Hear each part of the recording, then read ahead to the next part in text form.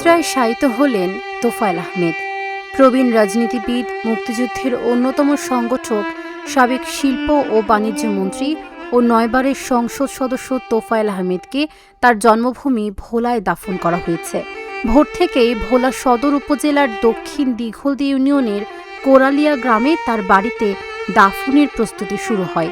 তোফায়েল আহমেদের শৈশব ও কৈশোরের স্মৃতি বিজড়িত গ্রামটিতে সকাল থেকে ভিড় করেন নানা শ্রেণী পেশার মানুষ। প্রিয় নেতার শেষ বিদায়ে অংশ নিতে অনেকেই আবেগাপ্লুত হয়ে পড়েন। দুপুরে পারিবারিক উদ্যোগে হেলিকপ্টারে তোফায়েল আহমেদের মরদেহ ভোলায় আনা হয়।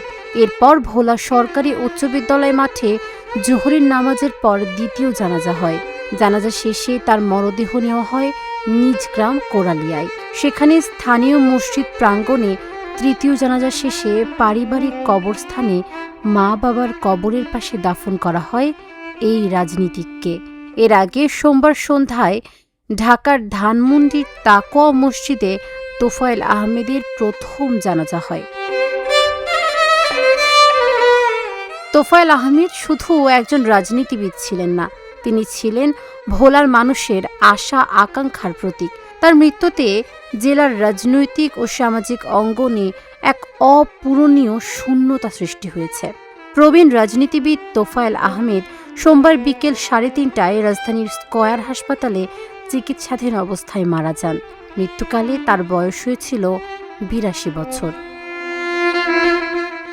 তাবাসসুম সেজুথি, ঢাকা জার্নাল।